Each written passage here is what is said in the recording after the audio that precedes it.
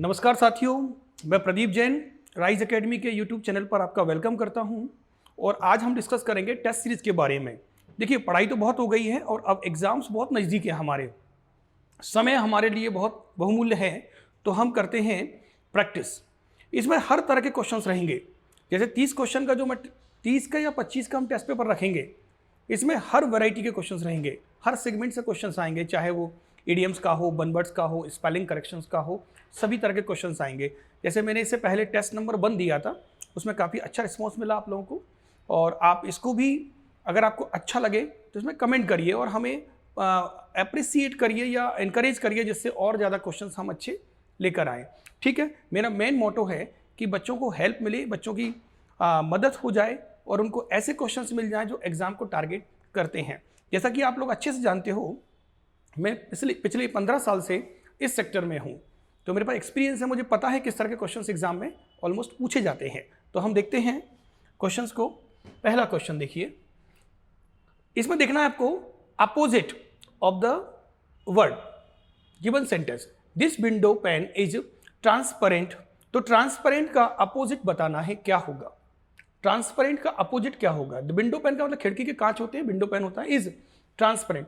Transparent का मतलब होता है आर पार, जिसके आर पार देखा जाता है उसको ट्रांसपेरेंट बोलते हैं, और जिसके आर पार ना देखा जा सके उसे हम ओपेक कहते हैं, और जो आधा होता है 50-50 उसे कहते हैं ट्रांसलूसेंट।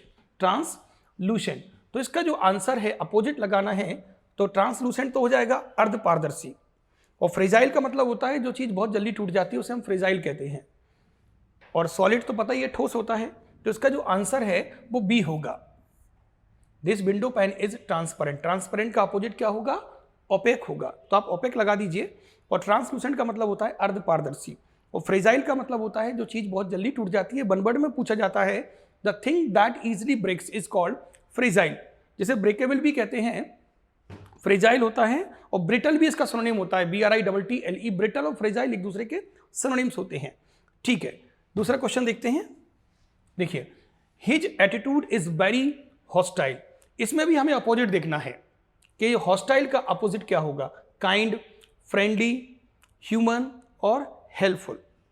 वैसे ह्यूमन दो तरह के होते हैं, एक ह्यूमन का मतलब होता है मानव, और एक ई लगा देते हैं तो वो मानवीय होता है, एडजेक्टिव। हेल्पफुल भी एडजेक्टिव है ना, और ये सभी एडजेक्टिव हैं। तो इसका जो हॉस्टाइल का मतलब होता है शत्रु या एनिमी, तो इसका आंसर होगा बी वाला, फ्रेंडली। ठीक है, क्योंकि टाइम का इशू है इसलिए हम थोड़ा ज़्यादा डिस्कस ना करके सीधा हम स्पीड टेस्ट के रूप में इसको डिस्कस करते हैं। तो हेल्पफुल तो पता है, ह्यूमन पता है, मानवीय होता है, काइंड दयालु होता है, और ये फ्रेंडली हो जाएगा मित्रवत, है ना। नेक्स्ट क्वेश्चन देखिए, थर्ड वन। इरेवोकेबल मीन्स होता है जिसको पीछे नहीं जा सके। रिवर्सिबल, इरिवर्सिबल, ठीक है, विच कैन बी अल्टर्ड, है ना। इरेकवरेबल, इरिवर्सिबल, रिवर्सिबल, है ना। तो इसका आंसर आएगा देखिए, इरिवोकेबल का मतलब होता है जिसके पीछे न हटा जा सके। तो मीन्स पूछ रहा है तो इरिवर्सिबल होगा, इसका सिनोनिम लगाना है ना, इसका सिनोनिम लगाना है मीन्स, तो ये आएगा इरिवोकेबल, जिसके पीछे, जिस मतलब पीछे न हटा जा सके, है ना। ठीक है, नेक्स्ट वन देखिए। Choose the correct synonym of the word ridiculous. देखिए, रिडिकुलस का मतलब होता है उपहासजनक या मजाक से भरा हुआ। रिडिकुलस क्या लगाना है? सिनोनिम। तो लव तो होगा नहीं, अफेक्शन होगा नहीं, अफेक्शन का मतलब होता है प्रेम, अनुराग, और एब्सर्ड का मतलब बेतुका, नॉनसेंसिकल, और ज्वेलस का मतलब होता है ईर्ष्या। तो इसका आंसर आएगा एब्सर्ड, सी वाला, बेतुका टाइप का। ज्वेलस तो ईर्ष्या होती है, कभी किसी से ईर्ष्या होती है तो हम बोलते हैं ज्वेलस, ईर्ष्या। ठीक है, नेक्स्ट वन देखिए। Choose the correct pronoun to fill in the blank in the sentence. I am wiser then, देखिए, I am wiser then. Comparison between two objects, comparison between two subjects. यहां पर तुलना दो subjects के बीच में हो रही है, और एक ऑलमोस्ट ध्यान रखना कि देन जो है वो एक कंजंक्शन होता है, और कंजंक्शन के बाद हम प्रोनाउन का सब्जेक्टिव केस यूज करते हैं, और प्रपोजिशन के बाद प्रोनाउन का ऑब्जेक्टिव केस यूज करते हैं। तो ठीक है, इसका आंसर होगा I am wiser than he. His नहीं होगा, हिम नहीं होगा, ही होगा। I am wiser than he. Then क्या है? कंजंक्शन है, और कंजंक्शन के बाद प्रोनाउन का सब्जेक्टिव केस यूज करते हैं। ठीक है, अगर हम यहां पर तुलना दो ऑब्जेक्ट्स के बीच करते, जैसे father loves her, more than me, तो वहां पर हिम और मी हो जाता जब कंपैरिजन बिटवीन टू ऑब्जेक्ट्स हो। लेकिन यहां पर क्या हो रहा है, आई की तुलना ही से हो रही है, तो मैं ज्यादा बुद्धिमान हूं उससे, तो इसलिए आंसर आएगा इसका सी वाला। नेक्स्ट वन देखिए, combine the given two sentence, choose the most appropriate word. I was annoyed, I kept quiet. मैं गुस्सा था, मैं अनॉयड था, फिर भी मैं शांत रहा। तो इसमें और तो आएगा नहीं, कंजंक्शन भरना है, और नहीं आएगा। एंड का प्रयोग हम तब करते हैं जब दो साधारण वाक्यों को जोड़ा जाता है, तो हम एंड का यूज करते हैं। और का दो मीनिंग होता है, अथवा या अदरवाइज के सेंस में भी हम और का यूज करते हैं। सो का प्रयोग भी हम रिजल्ट बताने के लिए करते हैं, इसलिए, है ना। तो इसका आंसर है डी वाला, आंसर है डी। स्टिल का मतलब फिर भी, आई was annoyed still I kept quite, मुझे गुस्सा आ रहा था फिर भी मैं शांत था। ठीक है, डी आंसर होगा इसका। Choose correct word order. She speaks always the truth. Actual में ये एडवर्ब का यूज सही करना है आपको, इसको बोलते हैं एडवर्ब ऑफ फ्रीक्वेंसी। और जो एडवर्ब ऑफ फ्रीक्वेंसी होती है, जैसे ऑलवेज है, सेल्डम है, नेवर है ना, नेवर है, ऑलवेज है, सेल्डम है, ऑफन है, और भी काफ़ी सारे एडवर्ब्स हैं जिन्हें हम मेन वर्ब के पहले यूज करते हैं, इन्हें कहा जाता है एडवर्ब ऑफ फ्रीक्वेंसी कहा जाता है। तो ठीक है, सही अरेंजमेंट होगा वर्ड्स का, she always speaks the truth, B वाला सही होगा। इस तरह के क्वेश्चंस एग्जाम में पूछे जाते हैं।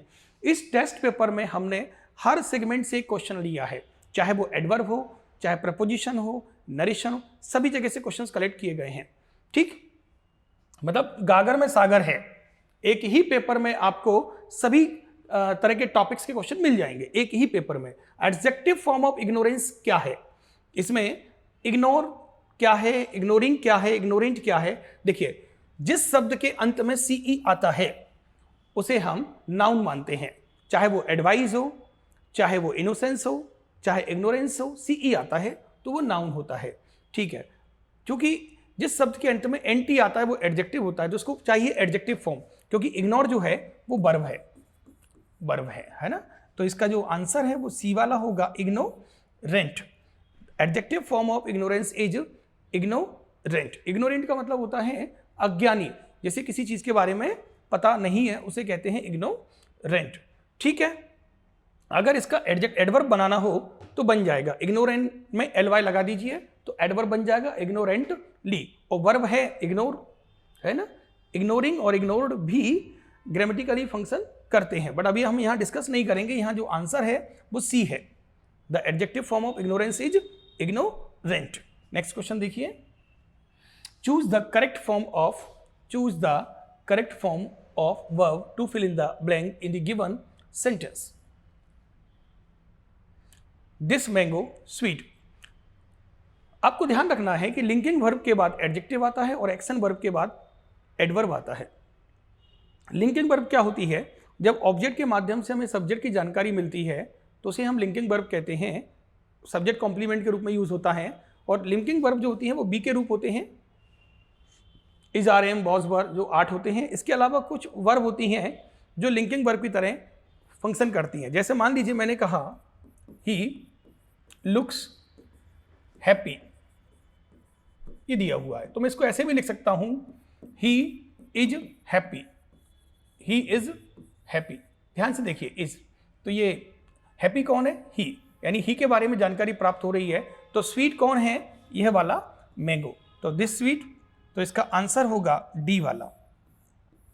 क्वेश्चन नंबर 9 का आंसर होगा डी वाला।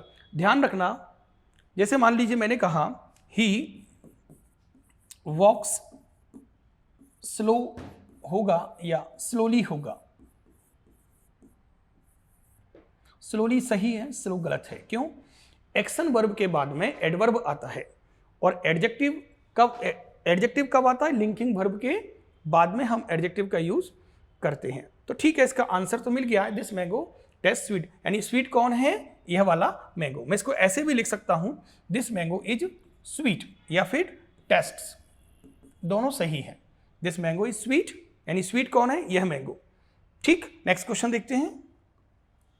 10वां, which one of the following word can be made plural by adding suffix en। आपको पता होगा सफिक्स क्या होता है, जो किसी शब्द के अंत में जोड़े जाते हैं उन्हें सफिक्स कहते हैं, और शुरू में जोड़े जाते हैं उनको प्रीफिक्स कहते हैं। जैसे डिस है, इन है, इर है ना, मिस है, ये होते हैं प्रीफिक्स। जो आगे लगाए जाते हैं वो प्रीफिक्स होते हैं, पीछे लगाए जाते हैं वो सफिक्स होते हैं। चलिए हम ज़्यादा डिस्कस ना करके बात करते हैं कि इसमें से en किस में लग जाएगा। अगर हम इसका प्लूरल बनाते हैं तो फॉक्स का बनेगा फॉक्सेस, es लगेगा, बॉक्सेस बॉक्सेस, टैक्स का टैक्सेस, सिर्फ ऑक्स का प्लूरल होता है ऑक्सन, दिस इज। तो ये आंसर है सी वाला, ठीक है। en लगाकर हम इसको सफिक्स en जोड़कर हम इसको प्लूरल बनाते हैं, ऑक्स का ऑक्सन और चाइल्ड का चिल्ड्रन। चाइल्ड का क्या होगा? चिल्ड्रन, ठीक है। तो आंसर सी आएगा 10वीं का। Question 11, choose the correct word to complete the given sentence. I speak to the principal for one day leave. देखिए यहाँ पर पोलाइट रिक्वेस्ट की बात हो रही है, और फॉर्मल रिक्वेस्ट को बताने के लिए हम मे का प्रयोग करते हैं, और इनफॉर्मल रिक्वेस्ट को बताने के लिए कैन का यूज करते हैं। तो यहाँ पर आंसर होगा बी वाला, may I speak to the principal for one day leave.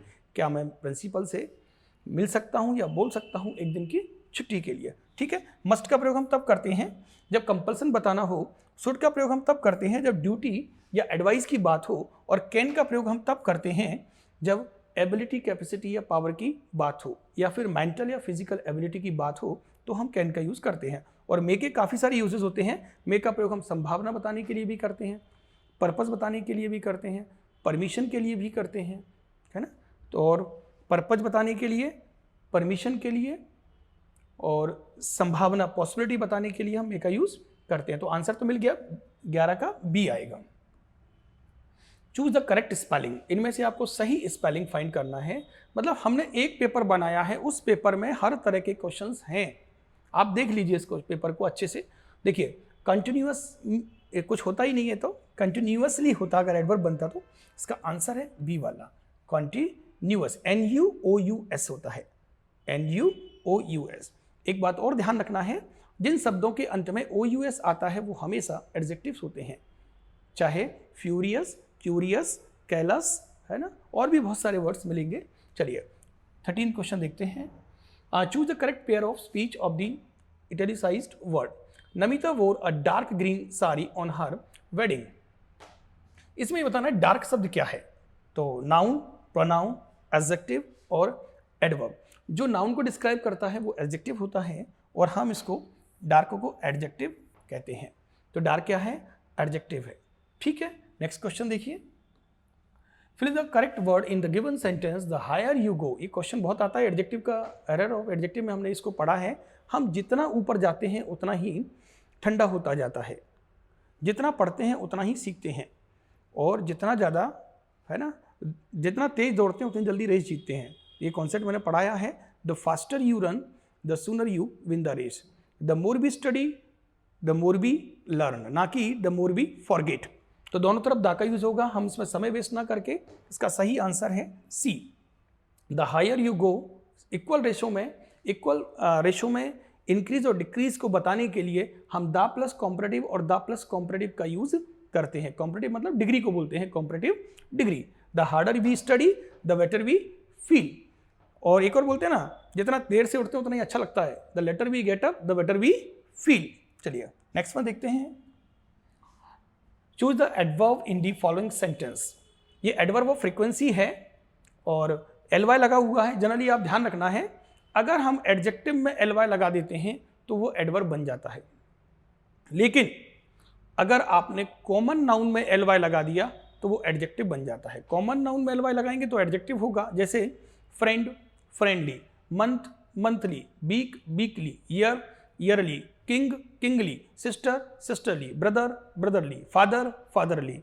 ये जो मैंने ly लगाया है वो किस में लगाया है? कॉमन नाउन में। तो मैं कॉमन नाउन में ly लगाऊंगा तो एडजेक्टिव बनाऊंगा, लेकिन अगर मैं एडजेक्टिव में ly लगाऊंगा तो एडवर्ब बन जाएगा। जैसे सर्टेन सर्टेनली, श्योर श्योरली, है ना। तो फ्रीक्वेंटली जो है वो एडवर्ब है, और ये बी आंसर है इसका, है ना। तो he frequently comes unprepared. Choose adverb, तो एडवर्ब मिल गया हमको, बी वाला आंसर है। Choose the correct spelling to fill in the blank in the given set. Every student, Sachin was present in the class. देखिए, except 4 तरह से दिया हुआ, इसका आंसर तो दिख ही रहा है सबको, एक्सेप्ट आएगा। हालांकि प्रपोजिशन जो होता है उसके बाद हम नाउन का यूज़ करते हैं, और अगर प्रोनाउन आता है तो उसका ऑब्जेक्टिव केस यूज़ करते हैं। ठीक है, तो बी आएगा इसका आंसर 16 का 17। Which of the following words can be made plural by changing f into ves? ये नाउन में हमने डिस्कस किया है कि जिन नाउन के अंत में f या fe आता है उनको ves लगाकर प्लूरल बना देते हैं। f या fe आता है उन्हें ves लगाकर प्लूरल बनाते हैं। बट ये 3 ऐसे हैं जिनको हम नहीं बना सकते हैं, चीफ, रूफ, गल्फ जनरली। तो थीप का प्लूरल होगा थीव्स, नाइफ का नाइफ्स, बाइफ का बाइफ्स, लॉफ का लॉब्स, हाफ का हाब्स और काफ का काब्स होता है। ठीक है, डी आंसर आएगा। Choose the correct punctuated sentence. ये पंक्चुएशन की डिमांड थी, बच्चे बोल रहे थे, बताएंगे आपको बहुत अच्छे से। देखिए पंक्चुएशन में जो व्यापक में क्वेश्चन पूछा जाता है वो मेनली कोमा का पूछा जाता है। हालांकि कोमा भी 2 प्रकार के होते हैं, एक होता है ऑक्सफोर्ड कोमा और एक होता है जनरल कोमा। तो कोमा का जो यूज़ करते हैं हम लोग वो नरेशन में करते हैं, रिपोर्टिंग वर्ब के तुरंत बाद, डायरेक्ट नरेशन में रिपोर्टिंग वर्ब के तुरंत बाद, क्वेश्चन टैग में करते हैं कोमा का यूज़, कंडीशनल सेंटेंस में करते हैं कोमा का यूज़ क्लॉज में, है ना, और एप्लीकेशन लिखते हैं तो वहाँ भी कोमा का यूज़ होता है, सर, रिस्पेक्टेड सर, और फिर लास्ट में जब हम लोग बोलते हैं योर्स फेथफुली तो वहाँ भी कोमा का यूज़ करते हैं, एड्रेस मेंशन करते हैं तो उसमें भी कोमा का यूज़ करते हैं, है ना। तो कोमा के बहुत सारे यूजेस होते हैं। और एक होता है वोकेटिव केस, जब किसी व्यक्ति को नाम लेके बुलाया जाता है तो हम कोमा का यूज़ करते हैं। मैंने कहा पंकज वेयर आर यू, तो पंकज के बाद क्या लगाएंगे, comma. Manish how are you, तो मनीष के बाद कोमा। इसे बोलते हैं वोकेटिव केस। लेकिन जो इसमें क्वेश्चन पूछा गया है वो केस इन अपोजिशन से पूछा गया है, जिसमें 2 बार कोमा का यूज़ करते हैं और वो सेम नाउन को डिस्क्राइब करता है। जैसे Ram the son of Dasharath was very brave, तो किसकी बात हो रही है, राम की। ये कौन है, राम, सन ऑफ दशरथ। तो इसमें 2 बार कोमा का यूज़ किया जाता है। जब भी मैंने कहा Manish comma the monitor of this class, तो मनीष के बाद कोमा लगाऊंगा, और मनीष कौन है, इस कक्षा का मॉनिटर, तो मॉनिटर ऑफ दिस क्लास के बाद जब वर्ब आएगी तो ठीक उसके पहले मैं कोमा का यूज़ करूंगा। तो इसका जो आंसर है वो बी है, इसका जो आंसर है वो बी है। मतलब इसको बोलते हैं केस इन अपोजिशन या अपोजिटिव केस। इसमें 2 बार कोमा का यूज़ करते हैं।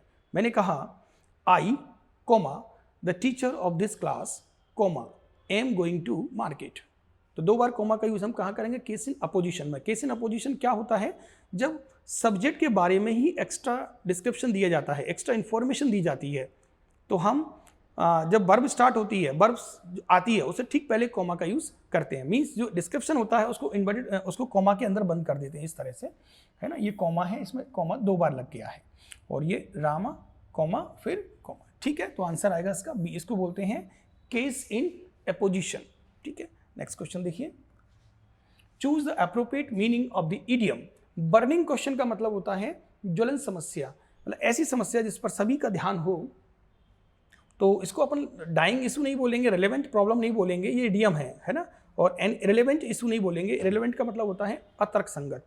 तो इसका आएगा आंसर डी वाला, वाइडली डिबेटेड इशू, जिस पर जहाँ भी हम मिल जाए चर्चा करने लगते हैं, वो है वाइड बर्निंग क्वेश्चन, है ना। जैसे बेरोजगारी है या कुछ भी है, this is called burning question. महंगाई है, इसको बोलते हैं बर्निंग क्वेश्चन। ठीक है, आंसर डी आएगा। नेक्स्ट वन देखिए, direction may be error in any of the portion of the sentence if there is no error. ये एरर संबंधी क्वेश्चन है, देखिए अच्छे से। The nurse made the baby sleep, इसमें कोई गलती नहीं है।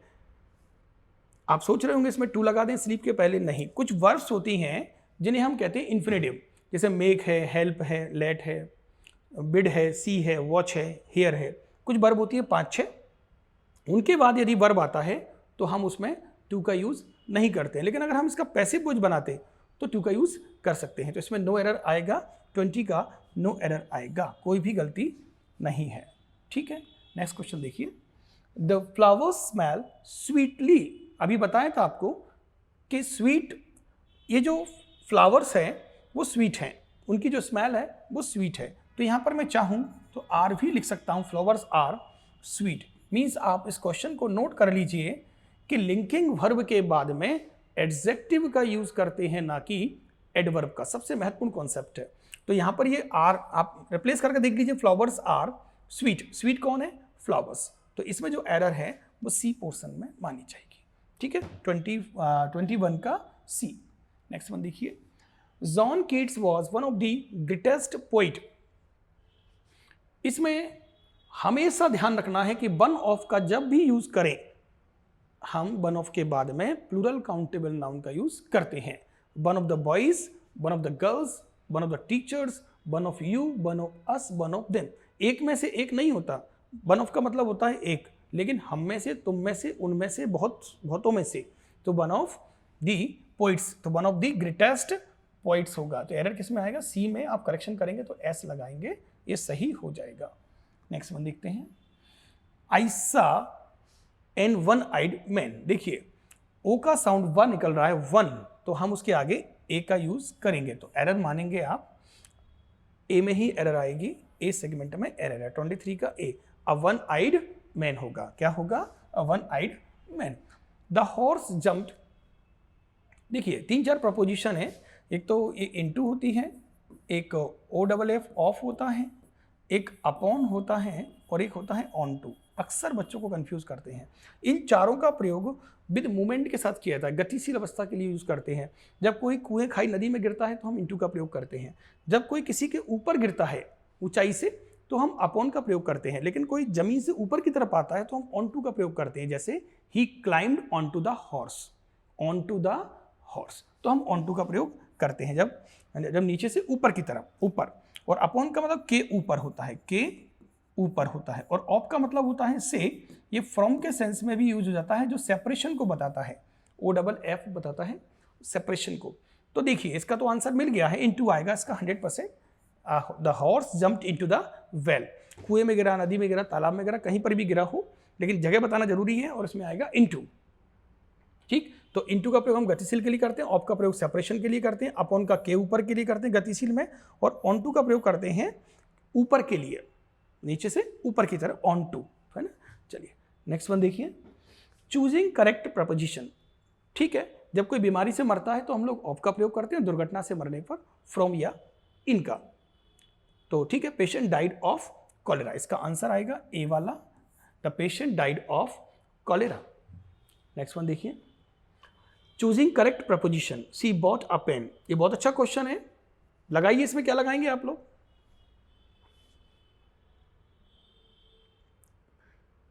बहुत सारे बच्चों का गलत निकलेगा ये वाला क्वेश्चन, बहुत सिलेक्टेड क्वेश्चन। देखिए कभी भी रेट बताना हो किसी चीज़ की तो हम प्रपोजिशन एट का प्रयोग करते हैं। We purchase this pen at 10 rupee per, या we purchase rice at 60 rupee a kg. We purchase rice RICE, we purchase rice at 60 rupee a kg. 60 रुपये का 1 किलोग्राम हम चावल खरीदते हैं, तो वहाँ पर आता है एट। अगर कभी आपको रेट बताना हो किसी चीज़ का तो आप लगाएंगे एट। और बाय का प्रयोग हम तब करते हैं जब के हिसाब, मतलब मेजरमेंट के हिसाब से बाय, और बाय के बाद आता है आर्टिकल द के हिसाब में। हम चावल किलोग्राम के हिसाब से खरीदते हैं। We purchase rice by the kilogram, we purchase bananas by the dozen, by the litre, by the metre, by the kilogram, by the day. ठीक है, तो बाय का प्रयोग हम तब करेंगे जब हिंदी में मीनिंग करेंगे के हिसाब से, और ये रेट बताने के लिए करेंगे। तो एट हो गया, बाय हो गया। अब देखिए कभी अमाउंट बताना हो आपको, मैंने 10,000 रुपये में एक मोबाइल खरीदा, तो I bought a mobile for 10,000 रुपी, तो यहाँ पर आएगा फॉर, आंसर होगा फॉर, ना ये होगा ना ये। क्लियर हो गया सभी को अच्छे से? बाय का प्रयोग हम तब करते हैं, देखिए बाय का प्रयोग तो मीन्स ऑफ ट्रांसपोर्ट के लिए करते हैं। जैसे वो बस से आता है तो he came by bus, by train, by taxi, by aeroplane, तो बाय का यूज करेंगे। और एक बाय का प्रयोग हम तब करते हैं जब मेजरमेंट बताना हो, कि हम कपड़ा मीटर के हिसाब से खरीदते हैं, तो we purchase cloth by the metre, और ही केम बाय बस। अंतर इतना है कि जब मीन्स ऑफ ट्रांसपोर्ट बताओगे तो बाय के साथ हम आर्टिकल का प्रयोग नहीं करते हैं, लेकिन मेजरमेंट बताते हैं तो बाय के साथ में दा का यूज किया जाता है, और इसका हिंदी मीनिंग होता है के हिसाब से। ठीक है, आंसर मिल गया सभी को, इसका आंसर आएगा फॉर 10 रुपीज। नेक्स्ट वन देखते हैं, मिडिल स्कूल इज, इसको बोलते हैं pair of words. Pair of words में होमोनिम्स आता है, होमोफोन्स आता है, और होमोग्राफ्स भी आता है। तो देखिए इसमें आपको भरना है द प्रिंसिपल। तो प्रिंसिपल का एक का मतलब होता है सिद्धांत, और एक का मतलब होता है प्राचार्य या प्रधानाचार्य। तो प्राचार्य, तो इसका जो आंसर है वो ये होगा प्रिंसिपल और और प्रिंसिपल। दूसरा जो प्रिंसिपल इसका मतलब होता है सिद्धांत, और जो पहला वाला प्रिंसिपल इसका मतलब प्रचार, है ना।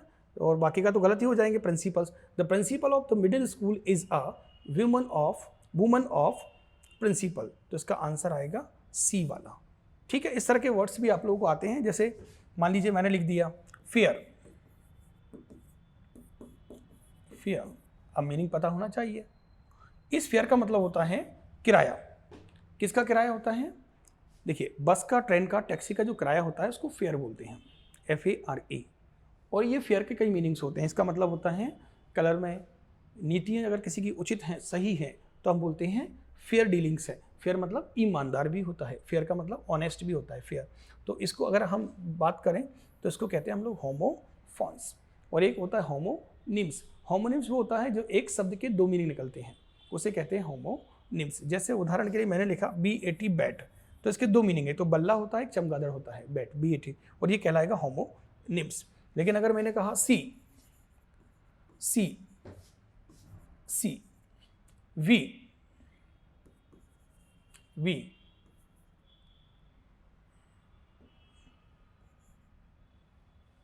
देखिए वी, और एक वी और लिख देते हैं वी, तो ये कहलाते हैं होमोफॉन्स। साउंड एक है, मीनिंग और स्पेलिंग अलग अलग है।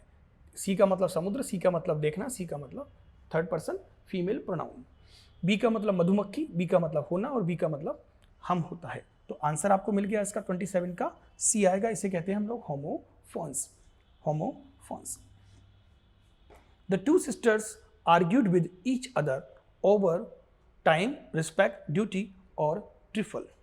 तो देखिए, एक फ्रेज होता है over a trifle. Over a trifle का मतलब होता है तुच्छ बात पर झगड़ा करना। तो इसका ना तो टाइम आएगा, ना रिस्पेक्ट आएगा, ना ड्यूटी आएगा, इसका आएगा trifle. The two sisters argued with each other over a trifle. ठीक है, मेरी पूरी कोशिश है कि मैं वही क्वेश्चंस आपको लेकर आऊँ जो एग्जाम में आपकी हेल्प करें, जो एग्जाम में आपको टकरा जाएं, है ना। ठीक है, आपको अच्छे से आप देखिए, सपोर्ट करिए। अगर आप लोगों का सपोर्ट मिलता है, आप लोगों को अच्छा लगता है, तो हम और वीडियोस भी बनाएंगे। बट इस बात पर ही डिपेंड करता है कि आप लोगों को अच्छा लगे, आपको हेल्प मिले। His being innocent of the crime, उसका अपराध से निर्दोष होने पर भी द जज sentenced him to 1 year imprisonment.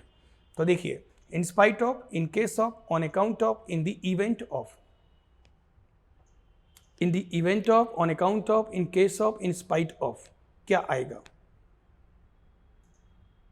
ये कंपाउंड प्रपोजिशंस हैं, सभी प्रपोजिशंस हैं। इन केस ऑफ, है ना, तो इसका आंसर आएगा इन spite of. In spite of का मतलब होता है के बावजूद, उसके निर्दोष होने के बावजूद भी। देखिए, अब सेंटेंस वर्ड के दो मीनिंग होते हैं। जो सेंटेंस लिखा हुआ है, इसका एक मतलब तो होता है वाक्य, जो सबको पता है, और एक इसका मतलब होता है पनिशमेंट। सेंटेंस का मतलब होता है पनिशमेंट। अगर मैं आपसे पूछूं ये वर्ड जो है वो क्या है, होमोनिम्स है कि होमोफॉन्स है? होमोनिम्स है, होमोनिम्स है कि फॉन्स है? ये होमोनिम्स है। क्या है? होमोनिम्स है, क्योंकि एक शब्द के जब दो मीनिंग निकलते हैं तो उसे हम होमोनिम्स कहते हैं। ठीक है, तो इसका आंसर तो मिल गया, इन spite of his being innocent of the crime. अपराध से निर्दोष होने के बावजूद भी उस जज ने उसे 1 साल का पनिशमेंट दिया या कारावास दिया। इम्प्रिजनमेंट का मतलब होता है कारावास, इम्प्रिजनमेंट मीन्स कारावास, 1 year इम्प्रिजनमेंट। ठीक है, नेक्स्ट क्वेश्चन देखिए। I M because of his, इस तरह के पेयर ऑफ वर्ड्स भी आते हैं कि एक अगर आपने भरा तो दूसरा भी उसी के जैसा सेंस देने वाला होना चाहिए। मान लीजिए लव किया, तो इम्पर्टिनेंस का लव से कोई संबंध नहीं है। इम्पर्टिनेंस का मतलब होता है उद्दंडता, रूडनेस, है ना, इम्पर्टिनेंस, हेट एंड रूडनेस, तो सेम होना चाहिए। जैसे एडमायर का मतलब तारीफ करना होता है, हेट का नफरत करना, लव का प्रेम करना, और डिटेस्ट का मतलब होता है तीव्र घृणा करना। हेट का मतलब भी घृणा करना और डिटेस्ट का मतलब भी घृणा करना। दोनों में थोड़ा सा अंतर है कि ज़्यादा घृणा करते हैं तो डिटेस्ट का यूज़ करते हैं, है ना, एक्यूट। और जनरसिटी का मतलब उदारता। हिपोक्रेसी का मतलब पाखंडता होता है, पाखंड। और रूडनेस का मतलब अशिष्टता। और इम्पर्टिनेंस का मतलब भी वही व्यवहार खराब होना, बेकार, मतलब रफ टाइप का बिहेवियर को इम्पर्टिनेंस बोलते हैं। पर्टिनेंस और इम्पर्टिनेंस, अतर्क संगत भी बोलते हैं इसको। तो इसका जो आंसर है, I hate him because of his rudeness, इसका आंसर होगा बी वाला। इस तरह के क्वेश्चंस भी आपको पूछे जा सकते हैं। ठीक है, चलिए थैंक यू। अगर आपको अच्छा लगे तो सब्सक्राइब करिए और नेक्स्ट वीडियो के लिए थैंक यू।